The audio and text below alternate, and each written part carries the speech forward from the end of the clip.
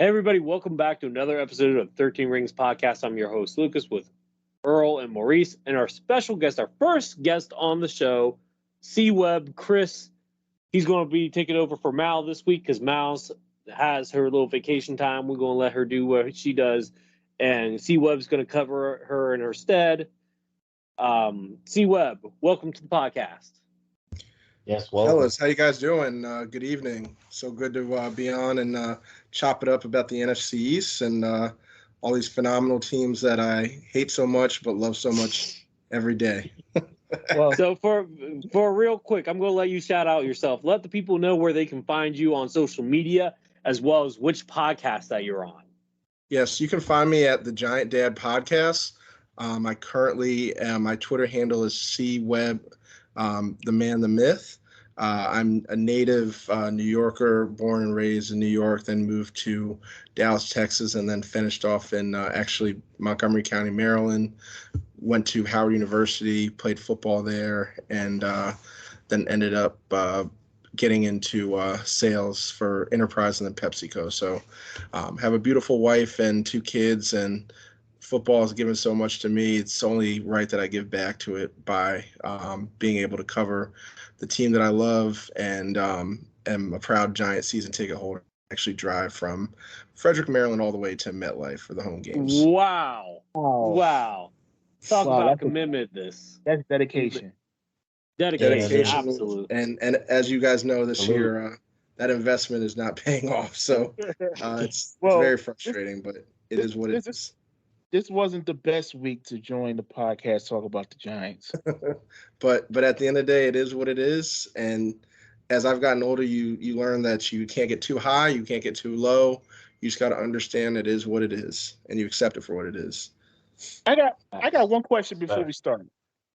How is it being a Giants fan and living in enemy territory in Dallas? I mean, I was literally like the only Giants fan as a kid. The only Giants fan, and kids like when I was in Plano, it was literally just like Ravens fans in Baltimore or like Bills fans in Buffalo. Like the culture is so, and mind you, like I'm a little bit older, so like I was in Dallas in like the late 90s, like when they were still coming off being good. So of course everyone was super high about the Cowboys, and it was a little bit over the top, OD. But hold up. How old are you? Because me and Earl are in early 30s, and Maurice is in his late 30s. How old are you? My mid 30s. Oh, okay. So you're right in the middle. Okay. Mm-hmm. I got you. All right. So that being said, we're going to go to our review of our Week 10 predictions from prior to the beginning of the season. So, in no shocking fashion here, we all had the Commanders losing this past week, and that is exactly what happened. For the Giants, only one of us had the Giants winning. Now, I'll ask you guys, who was it? One that's not here, that's on vacation. Maurice? It wasn't me, was it? I'll tell you whoever had it at the end, okay? All right. What about you? Who do you think it was? C Webb. My guess was probably Mallory that was supporting our team. You are all wrong. I actually had the Giants coming out with a win in this week. Wow. I'm drinking too much soda, sir. Nah, I just was really hating on the Cowboys. You know how it is. That's why I picked the Seahawks. That being said, let's get into the Giants and Cowboys game. Earl, I'm going to let you cook first, and then we'll have our guest Chris come on afterwards and give us his spin on the version. Go ahead, take it away, Earl. All right, bet. All right, in this game that took place on Sunday, Cowboys versus Giants, Dallas came out in the victory 49-17. I'm going to keep it a buck with you. I am surprised that Dallas allowed 17 points because in the first matchup, pretty much shut y'all out. And Maurice, I think you said if Dallas didn't score 2 or 3 more touchdowns, I think Dallas got 4 touchdowns and a field goal. Hopefully that covers the spread. The game overall, I witnessed no politics during this game. What I mean by politics is where the front office, they meddle in what the coaches get ready for in the game. And what I saw from the game, I got a chance to see people that I really haven't seen most of the season. And it felt good to see these people out there playing. And I think it was just trying to experiment, see how this team is and how deep this team is. And I got a chance to see a lot on full display in this game, I got a chance to see Rico Dowdle. I got a chance to see Brandon Cooks go off. I got a chance to see Dante Fowler finally get more snaps. I got a chance to see Sam Williams. I got a chance to see Izzy McQuamu. I got a chance to see Wanye Thomas. Finally got a chance to see Rashawn Evans play linebacker. Got a chance to see Jalen Brooks. Got a chance to see Michael Gallup earn himself back on the field. And I got a chance to see Deuce Vaughn a little bit. Overall, I thought the game plan was good. They took what the Giants was giving them and they let loose. The offense total had about 640 yards, total yards. And yeah, Dak Prescott, he did his thing. Tony Pollard did his thing. Rico did his thing. CeeDee Lamb definitely did his thing. And Brandon Cooks finally got a chance to show what he's capable of doing and finally arrived in this game. What went wrong with the Cowboys? I feel it was the mentality of the defense. When I know how Dallas defense played the Giants in the first game, this time around, I thought it should have amped up more. Even though we lost Trayvon Diggs, I feel this defense can play. And the reason I have so much pressure on this team is because I know what they're capable of.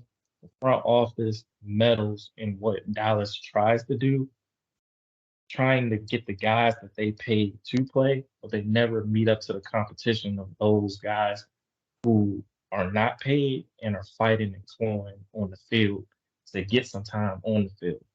So I just figured the mentality with Dallas, they just got to sharpen it up, clean it up, and go into the next game. I don't like how the defense, when they don't show up, they have a tendency to hide behind Dak Prescott when the critics come towards them. And even though that Dak Prescott is kind of bulletproof with what the media says, the defense cannot hide behind Dak as the punches are going with the critics. They got to step up, they got to show up and play to what I see them as playing. And I consider them one of a top defense within the top five. But I need to see more from these guys moving forward. These next couple of games seem kind of easy, but never take them lightly. And then towards the end of the season, it's a long gauntlet of games that I need this defense to show what they're capable of doing. What went right? The offense and the coaching adjustments that Mike McCarthy made. McCarthy, he's been taking a lot of heat, and the media got to him this week about the reason why Brandon Cooks didn't get as many touches in that Eagles game. Cooks was cooking, basically. He had 9 receptions for 173 yards and a touchdown. CeeDee Lamb had 11 receptions, 151 yards, and 1 TD, as well as 14 yards on the ground with the TD. And Dak Prescott, his numbers was 26 and 35, 404 yards, 4 TDs, 1 interception. He had 2 carries, 17 yards, and a touchdown. The offense was clicking overall, and that system, in that order, how it should go: CeeDee Lamb, Jake Ferguson, Brandon Cooks, Michael Gallup somewhere between 5 or 4, depending what happens. I saw more of Jalen Brooks, rookie, get more snaps than Michael Gallup. I really think this team definitely needs more competitiveness on who earns the right to be on the field. I don't like how the front office puts the player there after they pay them and they don't meet up to expectations. I need guys that can continue to fight, scratch, and claw, because that's only going to make them better moving forward. My player of the game is Brandon Cooks. He finally showed up. He earned it. And as well as staying focused, not being upset with everything of not getting the touches needed for the team. And yeah, Brandon Cooks is my player of the game. You can go ahead, Chris. What you think about the game? So hang on, Chris. Before you go, I just want to chime in one thing about Earl said. Earl, it's true that you guys gave up 17 points, but I do want to point out something here. You held their third string quarterback to under 100 yards passing, below 50% passing percentage, Exactly. an interception. I'm sorry. I'm not trying to make you feel bad, Chris. I'm not. I promise. But I do got to point this out because you got an interception, 5 sacks for 25 lost yards. It Keep you, man. Chris, 3.1 yards a play average. Yeah. Like, you can't win football games that way, fellas. Can't. Yeah, and like double the time of possession. Double the time of possession. 37 minutes to 22 minutes. So don't knock your defense too much. That's just what I want to say. Don't knock your defense too much. Lucas. I think Earl is being a little bit too modest right now. It was complete domination. Yeah. Yeah. And the only reason the Giants were able to score was that interception they got. Like, the 2 interceptions. And the reason why I'm so hard on the defense so much is because I've seen what they can do. It's just sometimes Dan Quinn has these guys in positions, and I need them to keep that mental focus going every week.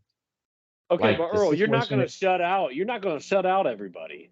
Yeah. I don't look, Lucas, You hung I almost don't 50 points anticipate up, bro. them.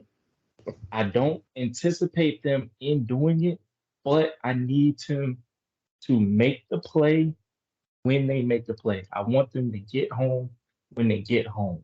I'm sick and tired of things like y'all say and things what I hear on the outside on what Dallas is and isn't. I know that You they're won by a top 32 defense. points. Look, I So want a the game was complete 32 domination. points. It's inexcusable. I saw the Raiders beat the Giants, only getting 6 points. Dallas shut them out the first week with Daniel Jones. Now you have a third string quarterback. And you're telling me you're going to allow him to get 17 points? I mean, That's just I don't think you can look at football like that because it's any given Sunday. And I understand it as any given Sunday, but in my mindset, in how I think, I'm always to the point rising to the occasion. And I know this team, if they play to what I think they can play, I think they can hang with any team. Plain and simple.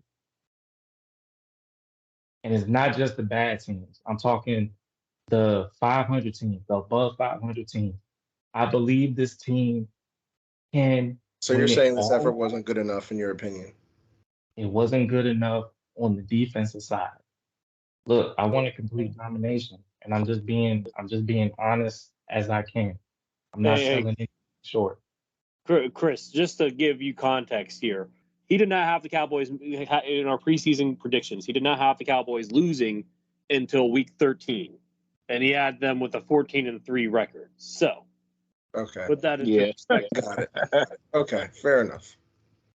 So that's how Earl views his team. But it is your turn to talk about the Giants side. Go ahead, take it away, Chris. Cool. Yeah, this again, it's been a very tough season for the Giants. When you look at the team, a lot of injuries, especially at key positions. Andrew Thomas going down week 1, John Michael Schmidt going down week 3, Saquon going down for a couple weeks, and that's kind of been the biggest. Saquon and then Daniel Jones.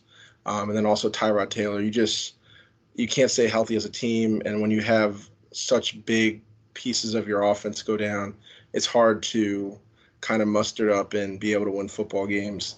The other thing that the Giants were very good at last year that they're not doing very well at this year was running the football.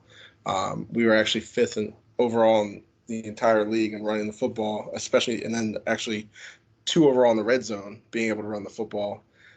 So unfortunately, that's something that we went to the other side of the spectrum and we're very bad at.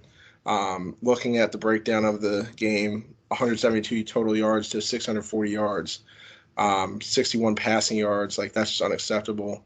111 total rushing yards, 3.1 yards per play, 0 for 12 on third down. Like, and that's when Earl said he's not like, that's a phenomenal. If you go 0 for 12 on third down, that's great for the defense. Yes, we did force 17 points, but you gave up 2 interceptions. Like, that's where the points came from. But time of possession, you can't have 22 minutes you can't be lopsided on time of possession as well. So when you throw out your third string quarterback out there and your offensive line still can't block, giving up 5 sacks, it's just a recipe for disaster. And the funniest thing to me, seeing our games with Dallas last year, they were a lot closer. And now this year, you're kind of seeing more of a gap. The biggest issue has always been the trenches with us. We've missed a lot in the trenches. We've missed a lot over drafting and developing, kind of through the Dave Gettleman era, Jerry Reese era, when Ernie Accorsi left. And this is going all the way back. We're talking 10 years of piss poor drafting. I think, and I really haven't talked about this much, but when you look at this team and the success that they had last year, it didn't, going forward to this year and saying we're going to run it back, it didn't erase the fact that they're still trying to rebuild the core of this team and the drafting and developing. It's not like they won and all of a sudden all the different prospects on their team immediately grew and took big leaps. So when you look at second-year players like your Josh Azudus, Marcus McKeithans, those are 2 guys on the offensive line, Evan Neals, those are guys that need to take huge jumps. You need guys like Azeez Ojulari. Kayvon Thibodeau is taking a nice jump, but a lot of your guys that were second-year guys are not taking the big jump to allow your team to be competitive the way that they need to be for you to be in the hunt of making the playoffs. So it's just unfortunate, and we are where we are right now, but we'll continue to rock and still love my team, man. It is what it is. So was there anything that went right for I guess you would say the 2 interceptions were the thing that went right. Is there a player on the Giants that deserves a player of the game award for the Giants side of this? Let's see. You can say no if you don't think so. I'm asking. Kayvon Thibodeau, 2 sacks. Okay, cool. Let me ask you this, because I asked Mal this, and I know her thoughts on this. But can you move forward with Daniel Jones, or should you guys draft a quarterback this next year? Yeah, you have to draft a quarterback regardless. Now, where you draft him, that's going to be the question. Whether that's at pick number 1 through 4, if you're picking 1 through 4, or if you take Marvin Harrison Jr. or take an offensive lineman and then pick a quarterback, trade up to pick a quarterback in the end of the first round, who knows? That's to be TBD. What do you think they should do? If you're 1 or 2, you got to go Caleb Williams or Drake May. You have to. Okay. If Okay, you I got a question for you, Chris. 3, 4, this is what I wouldn't want to do. I wouldn't want to trade up assets to go get Caleb or Drake May, because this team has so many holes that you can't afford to give up assets to then try and build the rest of this team. Because what you don't want is a repeat of the end of Eli's career and Daniel Jones' career of that going out there with a trash offensive line in a division that's all based on the trenches. So, Chris, that's where the biggest miss is with the Giants. It's the trenches. It's so obvious. When we play Dallas, when we play Philly, that's the only reason why we win against the Commanders.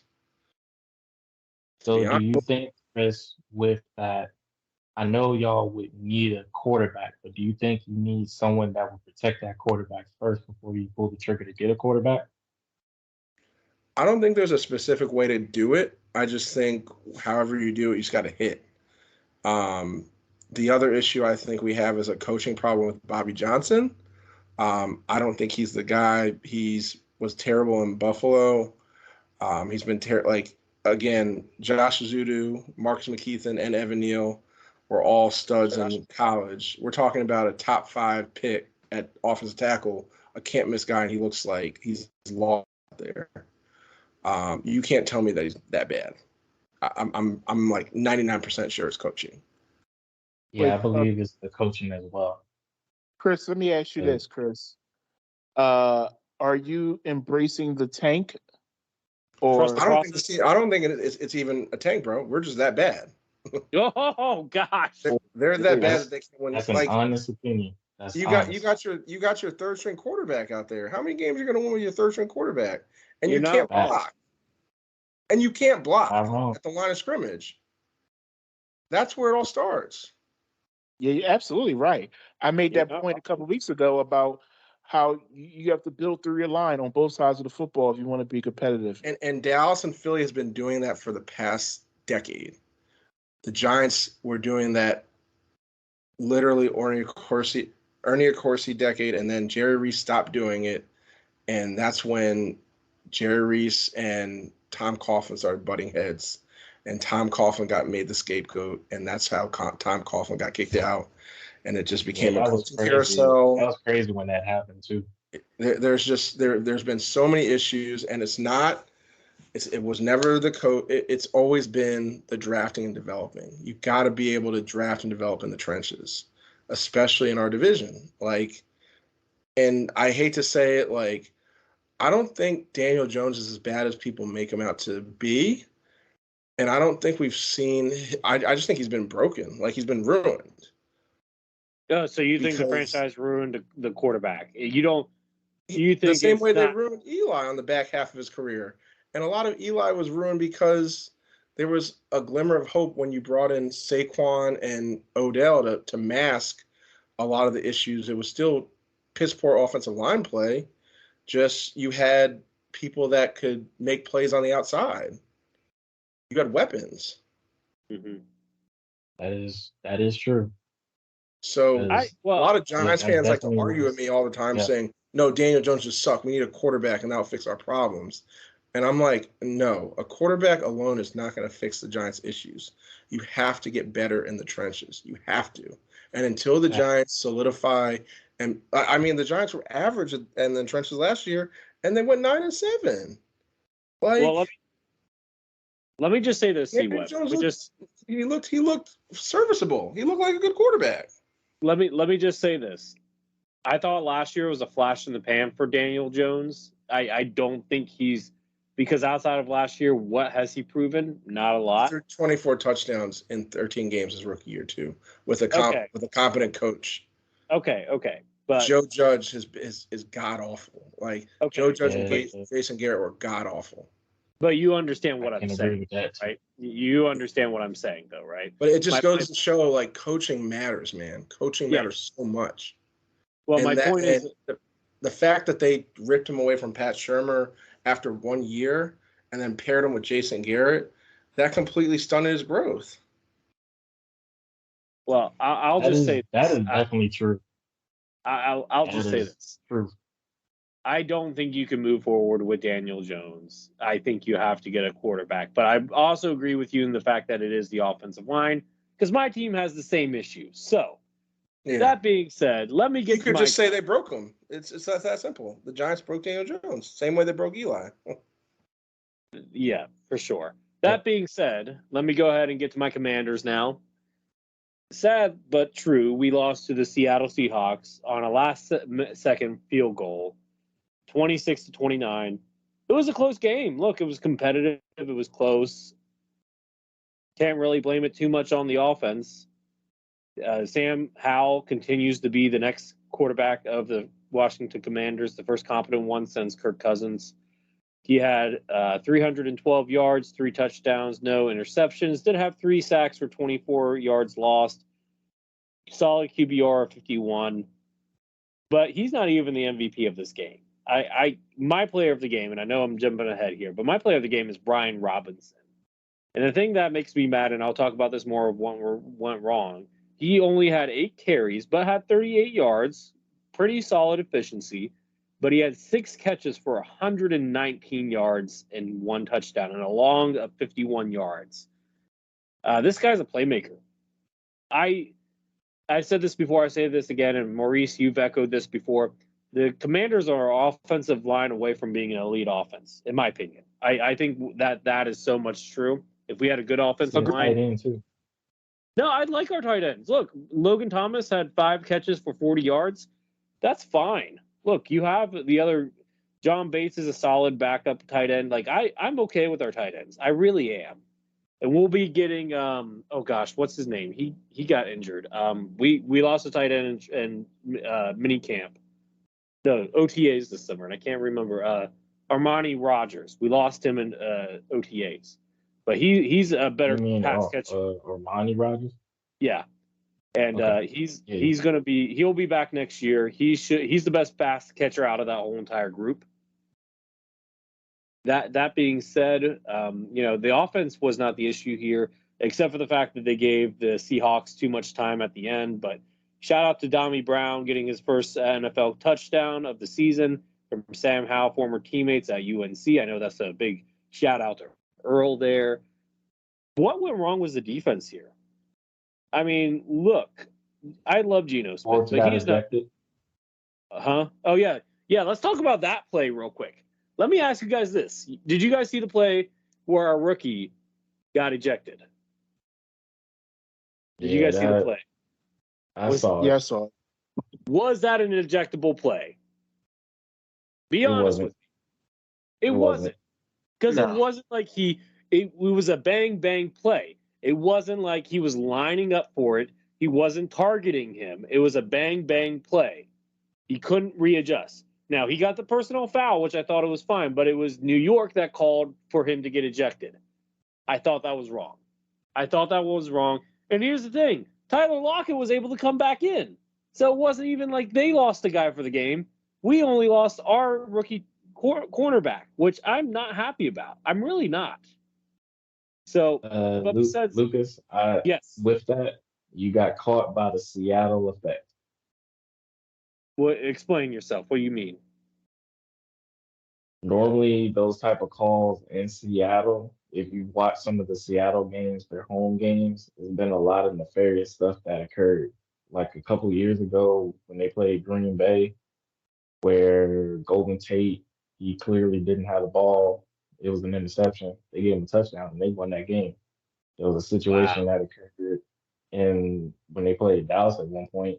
But in little things like that, they call those things to benefit Seattle, and I could just be spewing a theory, but normally in these type of games that Seattle have, there's a little odd stuff that occur with that.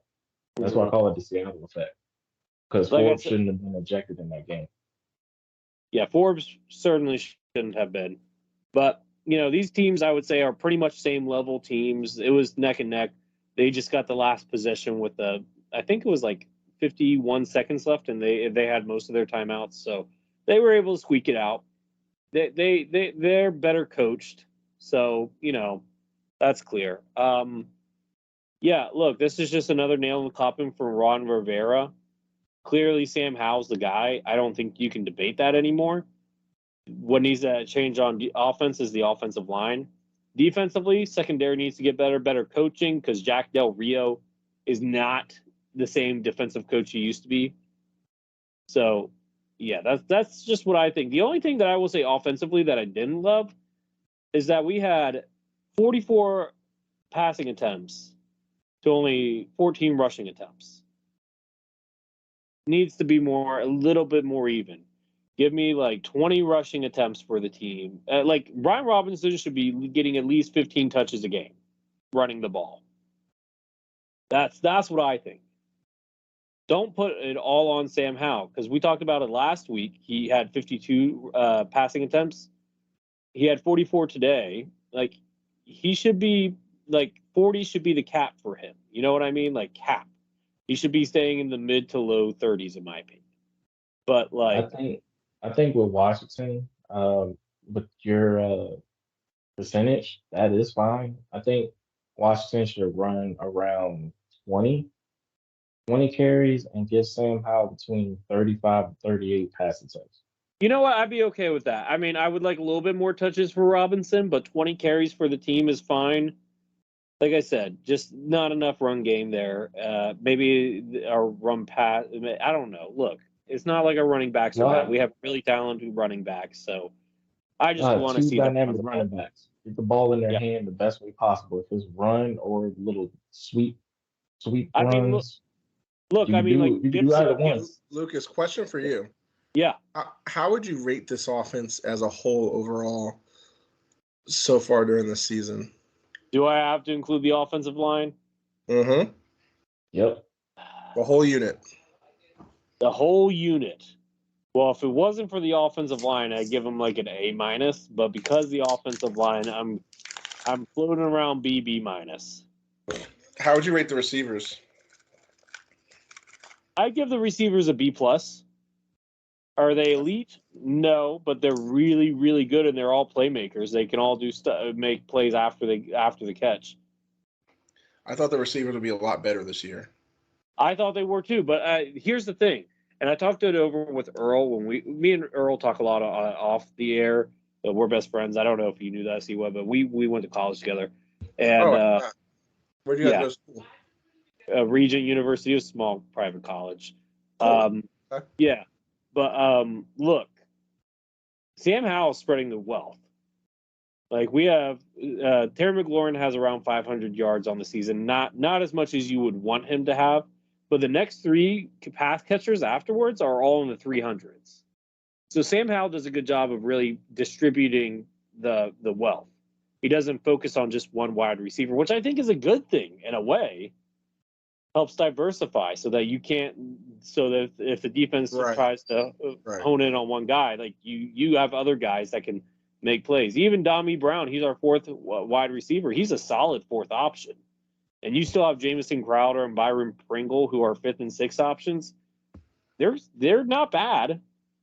And like Curtis Samuel's still coming back from an injury, so like even Alex Ahem, he's our fullback. He got involved. That was pretty cool. I like seeing fullbacks still in the NFL. It's a lost art. I grew up in the old Big East. I'm a West Virginia fan, so I saw Owen Schmidt with Pat White and Steve Sladen. Now that was a fun time for running fullbacks and running backs. It was the early 2000s. Lucas, as long as your receivers are catching the ball and not dropping it, your offense is pretty good. Yeah, there were some drops. Not gonna lie, but like I said, I would rate my wide receivers as a B plus. The running backs are probably like A minus, and then tight ends are probably like a B minus. Sam Howell's an A. He's one of the best passers in the NFL. You could argue. I might. He's definitely at least a top 15 quarterback, and I am almost tempted to say he's a top 10. You can easily say a top 10. Are you completely sold that he can be consistent year after year with his performance? Yeah. I mean, obviously consistency is key here, but during this season, I mean, he's had one really, really bad game, and that was against the Bills. But since then, he's been lighting it up. Except against you guys. For some reason, we can't. Ron Rivera cannot coach against you guys worth anything, C-Web, and I don't know. I don't get it. Yeah, I don't either. We just have to know. Man, don't say it like that. That's going to get me mad. Don't say it like that. It's all good. Get him mad. Like I said, I call it how I see it. I mean, I'm not trying to troll. And that's why I say what I say about Daniel Jones. I call it how I see it. He's got one good season under his belt. That's it. Fair. That's fair. Yeah. I would call it too, but sure. I mean, I don't know, man. That rookie season was kind of iffy. 24 touchdowns. The turnovers what made it iffy. Yeah. So anyway, again, the team was bad. Like the team was bad. But throwing to Evan Ingram, Sterling Shepard, Golden Tate, and he had Saquon healthy. So let me ask you guys this real quick.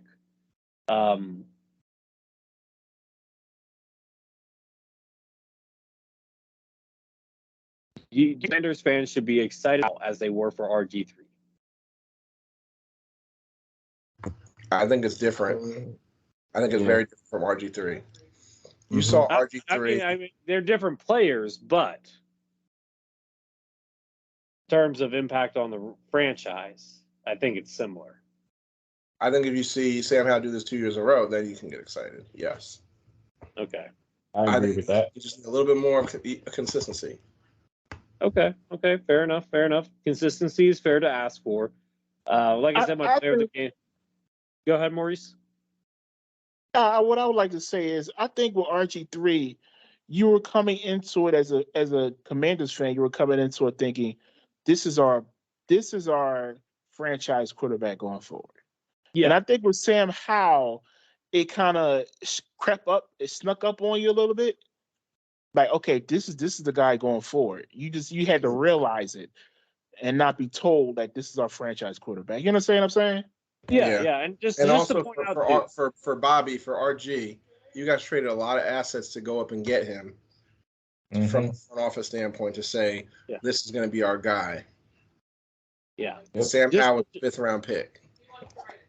Yeah. Y'all had a pistol offense with RG3 that was really nice. What I don't like that they did was they pretty much ran RG3 to the ground. Like, when he got that first knee injury, someone should have taught him how to slide. But after his knee buckled in that playoff game against the Seahawks, that just doomed him. I just think they should have handled him a lot better going into the postseason, but also getting him ready for the following season. I just feel like they really pretty much ran him into the ground. Yeah, I don't disagree. Look, they handled RG3 very poorly, and Earl, you were around me when that happened. You know how I felt. But look, I think Sam Howell's the guy, and just to put it into context, if we had not if we had not traded for Carson Wentz, they were going to pick Sam Howell in the 2nd round. So we got him for even cheaper, and he's still our franchise guy, which is fantastic. Yes, we can move on now from the game since my team had a bye this week. But I will give you some stats of the week involving our teams in the NFC East. Now, we just had a long conversation about Sam Howell, and I do believe Sam Howell is a top 10 passer in the league right now. And I have a stat that goes along with it. Sam Howell leads the league, at least the NFL, in passing yards. However, the Commanders are 11th in passing yards as a team. Interesting. Team passing. I'll explain. Team passing subtract sack yardage. Oh, yeah. That would do it. So that tells you right there, the Commanders' offensive line is historically bad. Yeah, it really is, guys. It really is.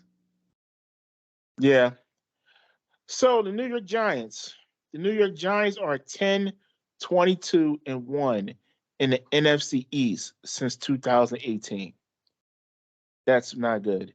1-11 against the Cowboys, 2-8 against the Eagles, and 7-3-1 against the Commanders. I don't get that. Embarrassing. I get it. Embarrassing. And that's where I talk about the trenches, man. That's where it all starts. You can't. The biggest gap is the trenches. You got to fix the trenches so you can be able to compete with these teams. You saw it get better versus Dallas last year, and for some reason we just got injured and had a bad turn this year. But you got to figure it out, man. It's just you can't. We all know that the main way to get to the playoffs is winning your division.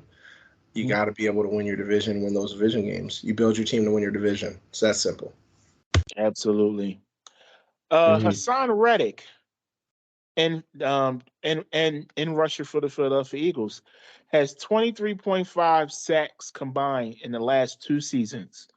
That ranks 2nd during that time period, only behind Myles Garrett of the Cleveland Browns. So still a little underrated of a player. Hassan Reddick, man, he's a great closer for us. And he started the season with an injury, but he's getting his sacks, man. He's a borderline dominant player. And he's going to get paid too next season.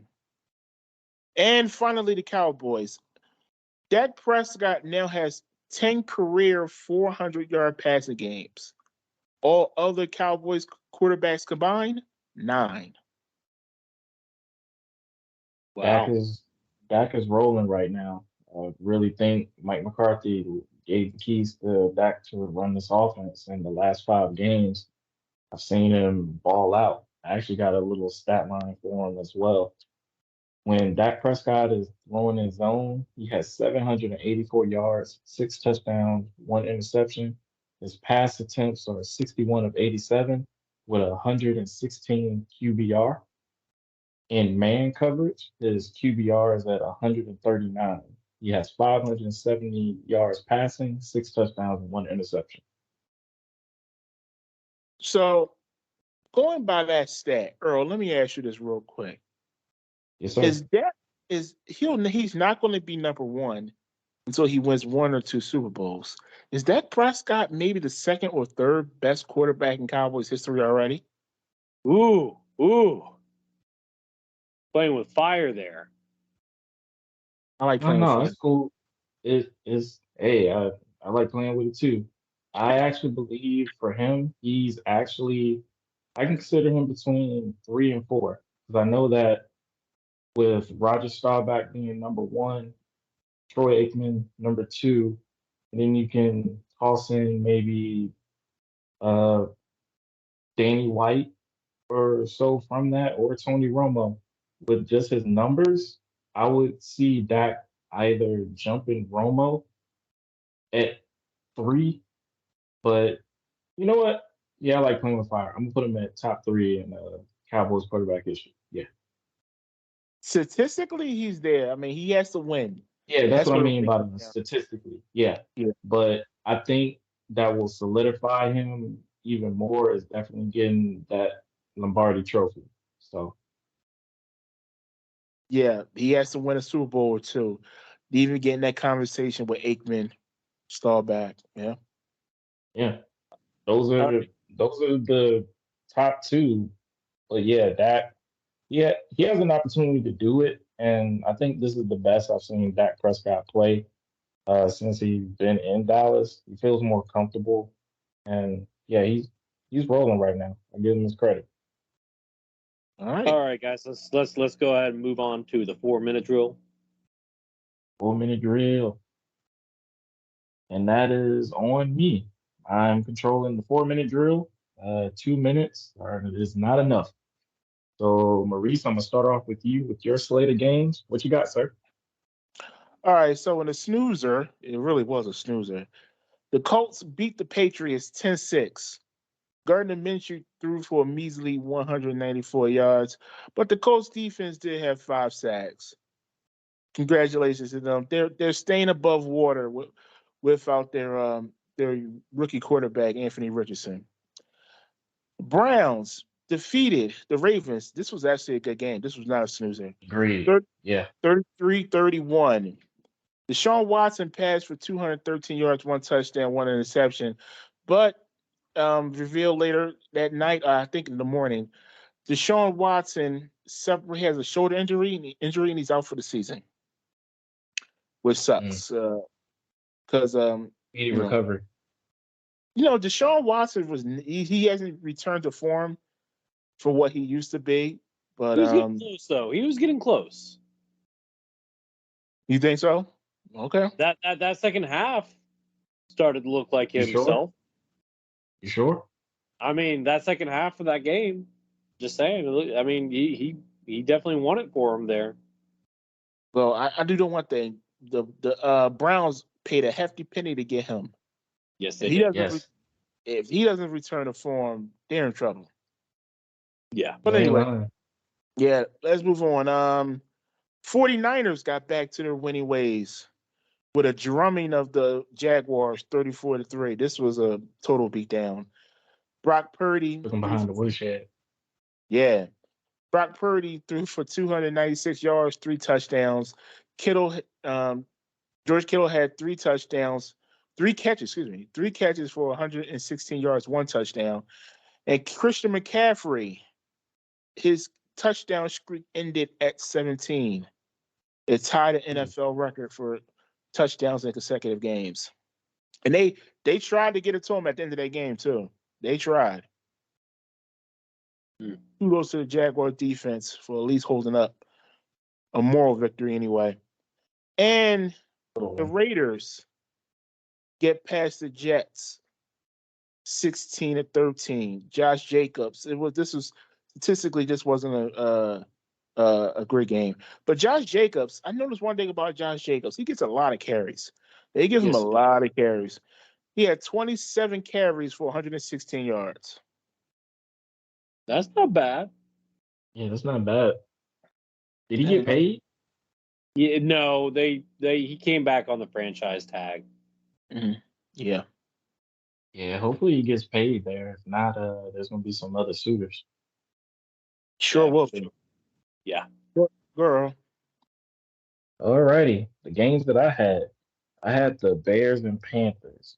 And that matchup was 16-13, Chicago. They won by a field goal. It was a lackluster game. The You know next what? game I had. Hang Go on. ahead. Yeah, I was going to say the Chicago Bears just helped themselves get a better draft pick too by beating the Panthers again. True. Yeah, that is true. Now, They did make that right trade now, for Chicago DJ Bears Moore. have a pick. Yeah, because they traded DJ Moore.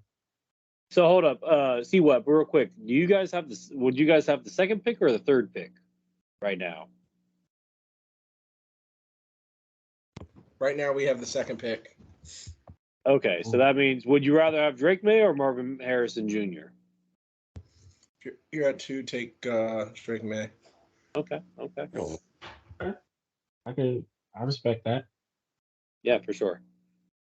Alrighty, the next And game you let Drake May sit as long as you can.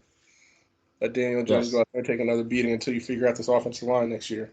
Daniel Jones is not going to be ready before the beginning of next season. He's not going to be ready. ACL tears 9 months. They're saying he's going to be ready by summertime to be able to practice.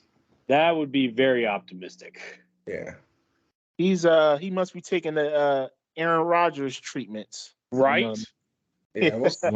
We'll see. Off-season peanut butter. It all depends on how bad he tore his ACL. So he could be back by week 1. Wando Robinson tore his ACL Thanksgiving, and he was back week 1. So it's possible. Yeah, I guess medicine's different now, y'all, too. Just that's fair. Treat and stuff. Yeah, that's fair. All right, keep on going, Earl. Roger that. The next game I had was the Titans and Buccaneers. That one was a claim by the Buccaneers, 20-6.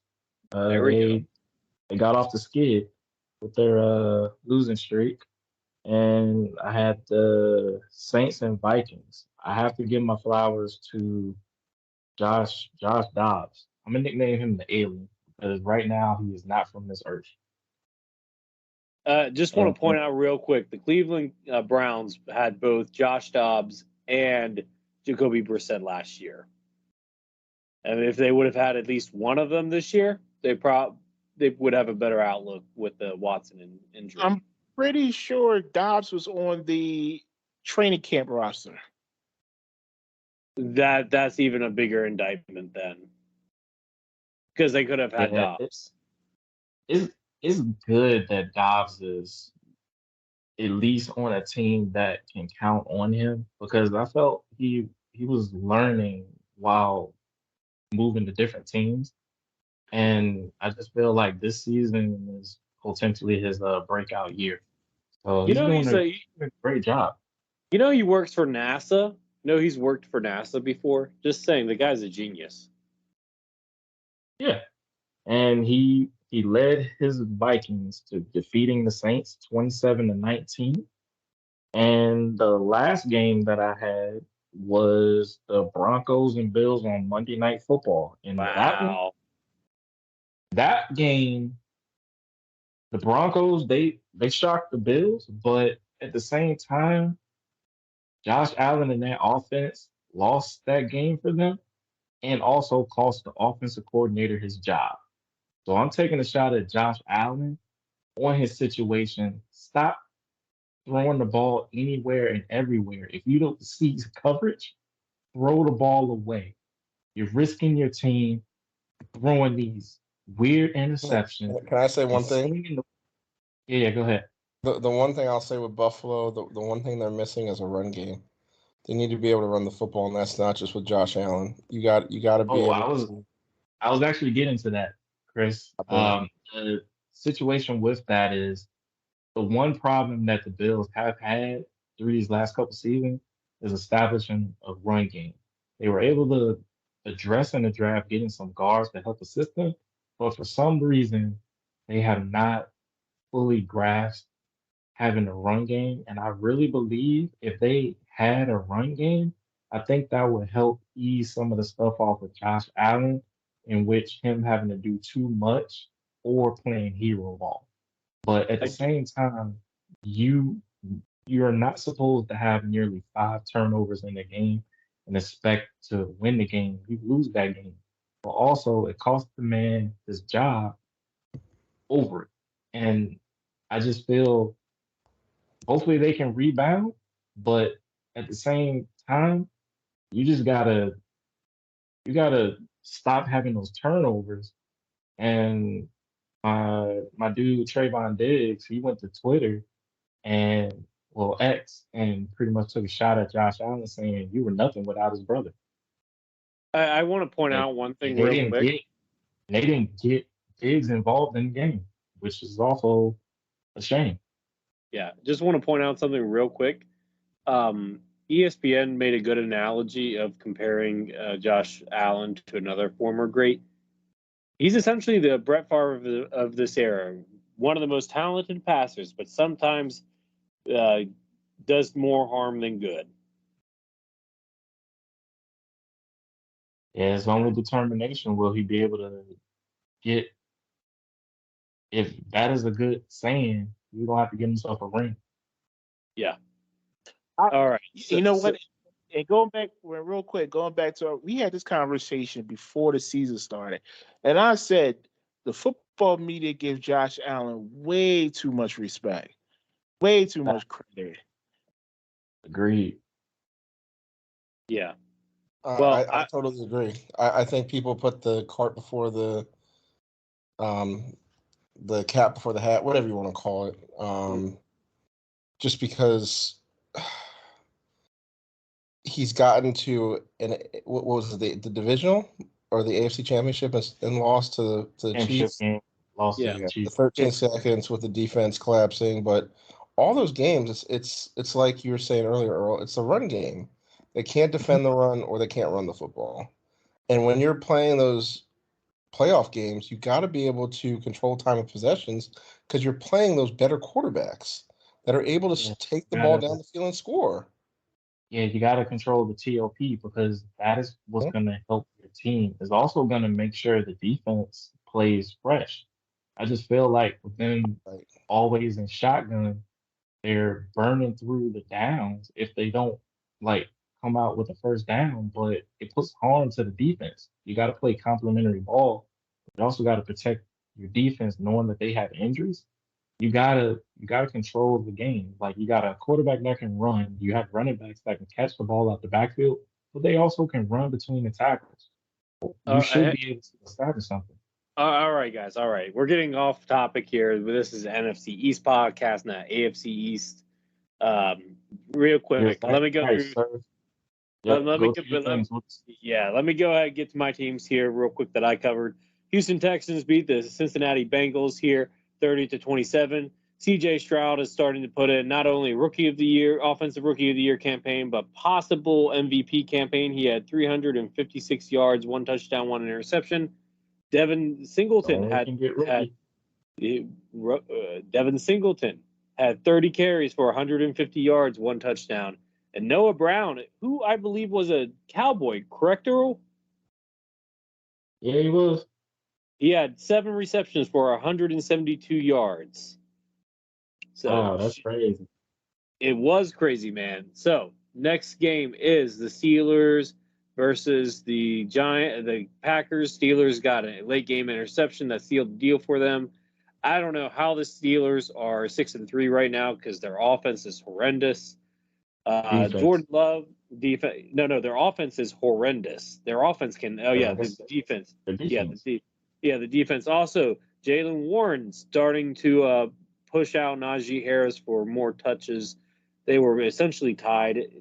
Jalen Warren, even though Najee Harris was the first round pick, Jalen Warren's looking like the better running back at this point. That being said, Jordan Love, not sure if he's the guy in Green Bay. He's been struggling after a hot start. Then we go to the Cardinals versus the Falcons. First game of Kyler Murray this season. Was a little bit rusty. It was 19 of 32, 249, and 1 interception, but set up the game winning drive that got them a field goal. James Conner returned in this game as well. Trey McBride was the high man with receptions, 8 receptions for 131 yards. So that was interesting. We'll see what the Cardinals do now that Murray's back, if he's a long-term part of their future or not. We'll wait to see. Last game here, Lions versus Chargers. Lions keep on showing that they're one of the best NFC teams. 41-38, Lions win. Justin Herbert looked great. So did Jared Goff. It just came down to the margins here in this game. And look, the Lions, I don't know if they're a true contender of the NFC, but they're feisty, and I like it.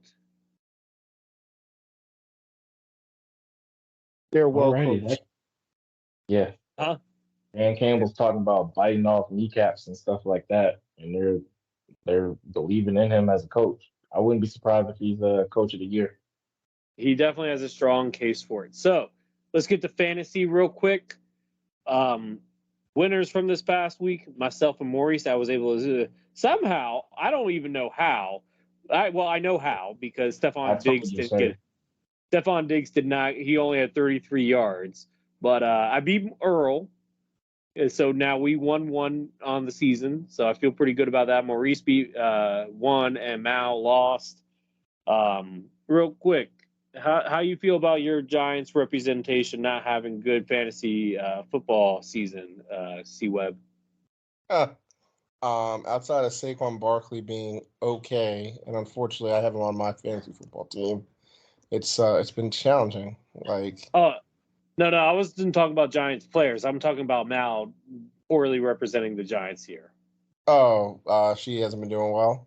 No. Yeah. No. Well, maybe I can change that luck this week. Maybe. Who's she playing this week? Does anybody know? I don't remember off the top of my head. I think she is playing. She's playing you, Lucas. Oh, she is playing me. Oh, no, she ain't winning again. Nah. She got one. Hey, who knows, man? And get the Sunday, sir. Look, I feel good about my odds. Anyway, so you guys pick every week, or no. We're in ESPN fantasy, and we just play against each. It's us and 4 other people. We each brought in a friend. Got it. Okay, cool. Yeah. So we just kind of review that because we started. We did the draft live, right? We did the draft live here on the podcast. So yeah, we just wanted to keep our fans informed. So yeah, that's pretty much what we do. Yeah, I thought it's a cool concept. All right, so Maurice or Earl, we already talked about why you guys lost and how I won, because I should not have won. Maurice, did you want to talk about it? I should have started a couple people too that I didn't start. So it is what it is. But that being said, good game. Yeah, real quick, just run. I beat Mal 120 to 72. Once again, I had a lot of guys on bye, but Dak Prescott was on my bench. Oh gosh. Question is, are you going to start him at some point? I think I might have to start him next week. I mean, you guys play the Panthers. Yeah, you should start him. See, my philosophy always was, you start, even in fantasy, you start your best quarterback. And overall, I always thought Joe Burrow was a better quarterback. I mean, I think Joe Burrow is a great quarterback. I mean, but for fantasy purposes, I might have to go with Dak this week. I also have Geno Smith as a quarterback. And I also picked up Kyler Murray. I have 4 quarterbacks. Kyler Murray had a pretty good game as well. But what do you want to do with 4 quarterbacks, dude? Why you got 4? Hey, man.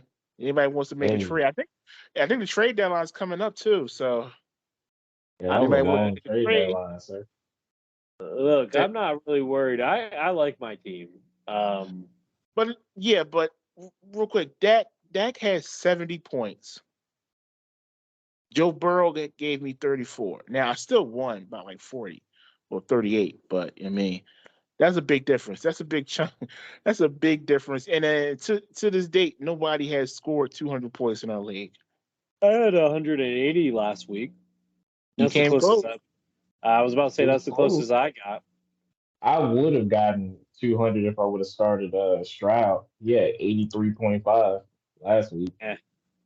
Stroud, man. Is he really an MVP candidate? Or I still have AJ Brown as my MVP, but I know they don't like wide receivers as MVP. Yeah, they're not gonna give it AJ. I mean, it would be cool to do it, but let's just see how the rest of the season plays out, because who knows? Yeah, Chris, too much. Hang on. Chris, who do you got as MVP right now of the NFL? I would love to see AJ Brown get MVP.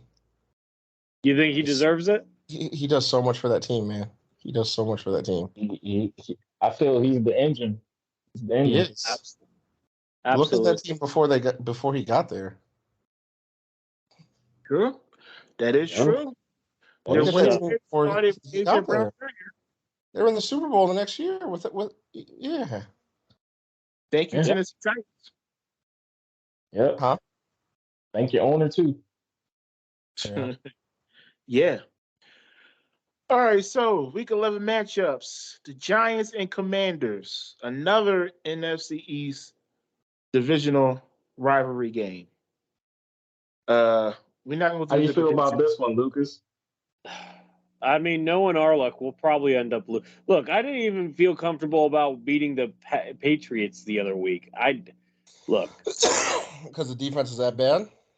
Our defense is not. No, our offensive line is that bad. Yeah, that's fair.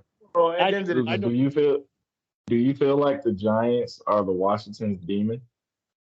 For right now, for some reason or another, it does not make sense to me why it's happening. But yes, it's because looking at how we match up against each other, Lucas, Dexter Lawrence and Kayvon Thibodeau could wreck this game alone.